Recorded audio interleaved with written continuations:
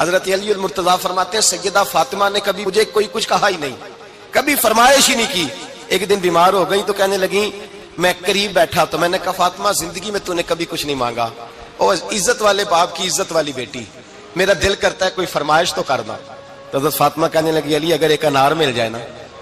اگر ایک،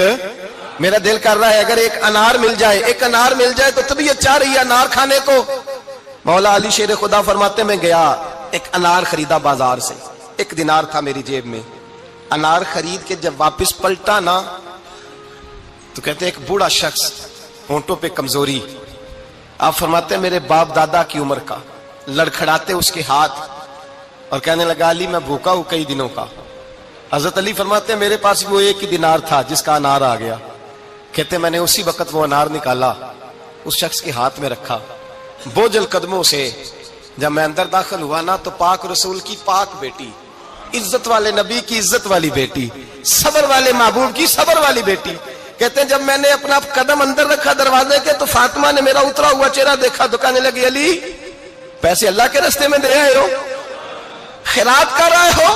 حضرت شیر خدا رضی اللہ تعالیٰ عنہ فرماتے ہیں میں فاطمہ کی طرف دیکھا تو میں حیران ہو گیا، میں نے کہا فاطمہ تجھے؟ کہنے لگی مجھے یقین ہے آپ انار لینے گئے تھے، آپ نے خرید بھی لیا تھا، اور مجھے پتا ہے علی میرے ساتھ بے وفائی ہو ہی نہیں سکتی، یہ کسی سوالی نے مانگ لیا ہوگا، علی آ جا، مجھے انار کھانے سے وہ سکون نہیں ملا جو تو اللہ کے راستے میں دے آیا ہے تو سکون ملا ہے، کھانے سے نہیں ملا جو تیرے دینے سے ملا ہے۔ مولا علی کہتے صبر کر کے میاں بیوی بیٹھ گئے تو دروازے پہ دستک ہوئی، کہتا میں اٹھ کے دروازے پہ گیا تو حضرت سلمان فارسی دروازے پہ کھڑے تھے، انہوں نے نا 9 انار مجھے دیے، کہنے لگے نبی پاک نے بھیجے ہیں، یہ 9 انار ہیں نبی پاک نے بھیجے ہیں۔ تو حضرت علی شیر خدا فرمانے لگے ہمارے نہیں کسی اور کے ہیں، ہمارے نہیں کسی پڑوسی کے ہیں، دائیں بائیں دیکھ رہے، کہنے لگے نہیں تمہارے ہی ہیں، فرمانے لگے نہیں میرے ہوتے تو 10 ہوتے، اس لیے کہ اللہ فرماتا ہے من جاء بالحسنۃ فلہ عشر امثالھا، تم ایک نیکی کرو گے میں 10 کا اجر عطا کروں گا۔ فرمایا میرے ہوتے تو 10 پورے ہوتے، اللہ رسول نے بھیجا اور میرا یقین کمزور ہو سکتا ہے،